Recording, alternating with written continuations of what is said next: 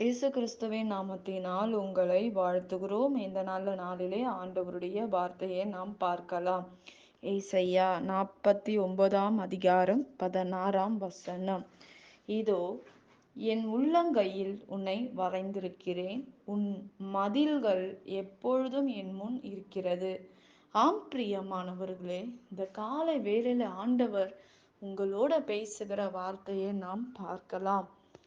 இன்றைக்கு ஆண்டவர் நம்முடைய வாழ்க்கையில் நம்மை உள்ளங்கையில் வரைந்திருக்கிறார் என்பதை நாம் பார்க்கிறோம். ஆண்டவருடைய பிள்ளைகளை ஒவ்வொரு நாளும் ஆண்டவர் நம்மை பாதுகாக்கிற தேவனாய் இருக்கிறார். எத்தனையோ நெருக்கடியில கூட கர்த்தர் நம்ம கூட இருக்கிறார் என்பதை நாம் உணர முடிகிறது. இந்த காரியம் எப்படி என்னுடைய வாழ்க்கையில் நடந்தது? இது நடக்க முடியாத காரியங்கள் என்னுடைய வாழ்க்கையில் நடந்திருக்கிறது என்று நாம் ஆச்சரியப்படுகிற நாட்கள் உண்டு. ஆனால் கர்த்தரோட ஒரு மனிதன் ஜெபத்தில் இசைந்து வாழ்கிற ஒரு மனிதனுக்கு ஆண்டவர் நம்ம கூட நடக்கிற காரியங்கள் ஒரு வித்தியாசம் இருக்கிறதை நாம் பார்க்கிறோம். இன்றைக்கு நம்முடைய வாழ்க்கையில் சோர்ந்து போய் நீங்கள் இருக்கலாம். ஆண்டவர் இருக்காரா, என்னுடைய வாழ்க்கையில் அவர் அற்புதம் செய்வாரா என்று அநேக கேள்வியோட நம்முடைய வாழ்க்கை இருக்கலாம். நான் இந்த பிரச்சனையில் வாழ்ந்து கொண்டு இருக்கிறேன், இந்த கடன் பிரச்சனையில நான் சிக்கி இருக்கேன், எனக்கு இந்த தேவை மத்தியில நான் கடந்து கடந்து போய் கொண்டு இருக்கிறேன், யார் எனக்கு உதவி செய்ய முடியும், ஆண்டவர் என் கூட இருக்காரா என்று பல கேள்விகள் நம்முடைய இருதயத்தில் காணப்படலாம். ஆண்டவரே, என் பாவத்தெல்லாம் மன்னிச்சிருங்கப்பா அப்படின்னு சொன்னா கூட என் வாழ்க்கை மாறல என்று நீங்கள் கேட்கலாம். பிரியமானவர்களே, ஆண்டவருடைய வார்த்தை சொல்லுகிறது, இதோ உன் இதோ என் உள்ளங்கையில் உன்னை வரைந்திருக்கிறேன். உங்களுடைய ஜெப விண்ணப்பம் தெய்வ சமூகத்தில் கடந்து போகிறது. அதற்கு பதில் தருவேன் என்று அவர் சொல்லுகிறதை நாம் பார்க்கிறோம். பிரியமானவர்களே, வாக்குத்தத்தங்கள் வாக்கு பண்ணின தேவன் வாக்கு மாறாதவர் என்று வேதம் சொல்லுகிறது. ஆண்டவர், நானே உனக்கு ஆறுதல் செய்வேன் என்று இயேசப்பா நமக்கு ஆறுதல் சொல்லுகிறார். வேதத்தின் மூலமாக அநேக ஆறுதலான வசனத்தை ஆண்டவர் நம்முடைய வாழ்க்கையில் கட்டளையிடுகிறதை நாம் பார்க்கிறோம். பிரியமானவர்களே, நிச்சயமாக ஆண்டவர் உங்களை உள்ளங்கையில் வரைந்திருக்கிறார். அவர் நம்முடைய ஒரு அசைவுகளை ஆண்டவர் அறிந்திருக்கிறார். ஆண்டவர் நம்முடைய விண்ணப்பத்துக்கு ஆண்டவர் பதில் கொடுக்கிற தேவனாய் இருக்கிறார். நீங்கள் ஆண்டவரோடு இசைந்து வாழும்போது ஆண்டவர் உங்களுடைய வாழ்க்கையில் அற்புதங்களை செய்வார்.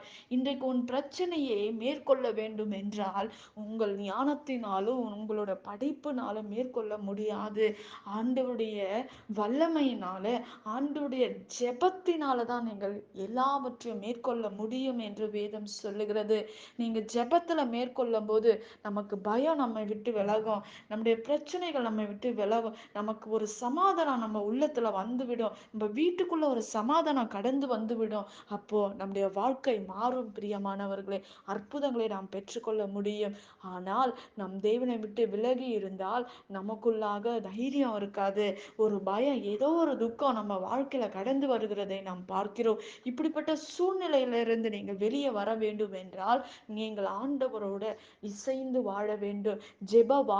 வாழ்க்கை இன்னும் அதிகமாக நீங்கள் ஜெபிக்கும் போது, வேதம் அதிகமாக நீங்கள் வாசிக்கும் போது, அதிகமாக ஆண்டவரை நீங்க தேடும் போது, நிச்சயமாக ஆண்டவர் உங்களுடைய சூழ்நிலைகளை எல்லாவற்றையும் மாற்றுவார். உண்மையாவே நம்முடைய பலத்தால ஒண்ணும் செய்ய முடியாது. நம்முடைய நம்முடைய ஞானத்தால நம்ம பிரச்சனைகளை ஜெயிக்க முடியாது. பிரியமானவர்களே, ஆண்டோடைய வசனத்தால் மாத்திரம்தான் நீங்க எல்லாவற்றையும் ஜெயிக்க முடியும். ஜெபம் ஜெபம் எல்லா காரியம் நம்முடைய வாழ்க்கையில செய்யலாம். ஜெபம் மட்டும் நம்ம வாழ்க்கையில செய்ய முடியாது. ஏன்னா சத்துருக்கு தெரியும், நீங்க ஜெபிச்சீங்கன்னா உங்க பிரச்சனைகள், உங்க சூழ்நிலைகள் எல்லாம் மாறிவிடும் என்று அவனுக்கு தெரியும். ஆனாலும் சத்துருக்கு எதிர்த்து நில்லுங்கள், அப்பொழுது அவன் உங்களை விட்டு ஓடி போவான் என்று வேதம் சொல்லுகிறது. இன்றைக்கு நீங்க தேவ சமூகத்தில் இருந்து அதிகமாக ஆண்டவரை தேடும்படி, ஆண்டவரே எனக்கு ஜெப ஆவிய தாங்கப்பா, இன்னும் ஜெபிக்கக்கூடிய பலனை கட்டளையிடுங்க ஆண்டவரே என்று நீங்க கேட்கும்போது ஆண்டவர் வழிவாசலை திறந்து கொடுக்கிறார் என்று வேதம் சொல்லுகிறது. இன்றைக்கு ஆண்டவர் சொல்றாரு, இதோ நான் உன்னை உள்ளங்கையில வரைந்திருக்கிறேன் என்று ஆண்டவர் சொல்லுகிறார். இன்றைக்கு உண்மையாவே நீங்க எந்த இடத்துல யார் வந்து உங்களுக்கு ஜெபம் பண்ணாலும், என்ன நடந்தாலும், நீங்க ஜெபிக்காம, நீங்க முழங்கால் படியிடாம, நீங்க ஆண்டவரை தேடாம, நாம நன்மைகளை பார்க்க முடியாது, அதிசயங்களை பார்க்க முடியாது.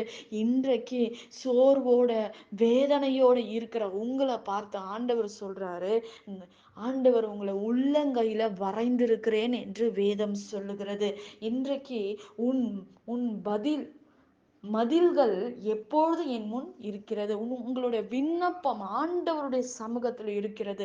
அதை நீங்கள் பெற்றுக்கொள்ள வேண்டும் என்றால் ஜெபத்தில் மாத்திரம்தான் அந்த அற்புதத்தையும் விண்ணப்பத்துக்கு பதிலையும் நீங்கள் பெற்றுக்கொள்ள முடியும். பிரியமானவர்களே, இன்றைக்கு ஆண்டவர் உங்களோட பேசி கொண்டிருக்கிறார். இன்னையிலிருந்து இந்த வார்த்தையை கேட்கிற அருமையான தெய்வ பிள்ளையே, இந்த நாள்ல இருந்து இந்த வார்த்தையை வைத்து நீங்கள் ஜெபிக்க ஆரம்பிங்க. எந்த காரியமா இருந்தாலும் அந்த காரியத்தை முன்வைத்து ஜெபத்துல நீங்க நில்லுங்க. நிச்சயமாக நீங்கள் பெற்றுக்கொள்ளுவீர்கள். நாம் ஜெபிக்கலாம். பரலோகத்தில் வாசமாயிருக்கிற அன்பின் பிதாவே, உங்க நாமம் மகிமைப்படுவதாக, உங்க ராஜ்யம் வருவதாக. ஆண்டவரே, இந்த நாள்ல உங்க கரத்துல ஒப்பு கொடுக்கிறோமாப்பா. நீர் அற்புதங்களை செய்யுங்க, அதிசயங்களை செய்யுங்க. அற்புதமான காரியங்கள் உங்க பிள்ளைகளோட வாழ்க்கையில செய்து முடிங்க ஆண்டவரே. இசப்பா, குழந்தை இல்லாதவர்களுக்கு குழந்தைய கட்டளிடுங்க. பண பிரச்சனையில சிக்கி இருக்கிற பிள்ளைகளை விடுதலை ஆக்குங்க. கடன் பிரச்சனைகள் மாறட்டும், வருமானங்கள் பெருக பண்ணுவீராக. ஆண்டவரே இசப்பா, நீட் எக்ஸாம் எழுதுற பிள்ளைகளுக்கு ஒரு அற்புதத்தை செய்வீராக. காலேஜ் ஆண்டவரே சேருகிற பிள்ளைகளுக்கு நல்ல காலேஜை கொடுங்க. பண தேவைகளை சந்திங்க ஆண்டவரே. ஆண்டவரே, தூக்கம் வராதபடி இருக்கிற பிள்ளைகளுக்கு நல்ல தூக்கத்தை கட்டளடுங்க ராஜா. ஆண்டவரே, குடும்ப பிரச்சனையினால பிரிந்து வாழுகிற பிள்ளைகளை இணைக்கப்படுவதாக. திருமணமாகாத பிள்ளைகளுக்கு ஒரு அற்புதங்களை செய்வீராக ராஜா. ஆண்டவரே, இதை கேட்கிற என்னென்ன ஆண்டவரே விண்ணப்பத்தோட இதை கேட்கிறாங்களோ ராஜா, அந்த விண்ணப்பத்துக்கு பதில் கொடுங்க ஆண்டவரே. இந்த நாள்ல ராஜா, அற்புதத்தின் தேவன் நீர் அல்லவா, அதிசயத்தின் தேவன் நீர் அல்லவா. இந்த நாளிலே உங்க பிள்ளைகளோட அனைத்து தேவைகளையும் கர்த்தர் பரத்திலிருந்து ஒத்தாசையை நீ அனுப்பும்படி நான் ஜெபிக்கிறேன்ப்பா. எல்லாவற்றையும் உங்க கரத்துல ஒப்பு கொடுக்கிறேன். உங்க நாமம் மகிமைப்படுவதாக. இயேசுவின் நாமத்தில் வேண்டுகிறோம் எங்கள் ஜீவனுள்ள நல்ல பிதாவே. ஆமேன். கர்த்தர் தாமே உங்களை ஆசீர்வதிப்பாராக. ஆமேன்.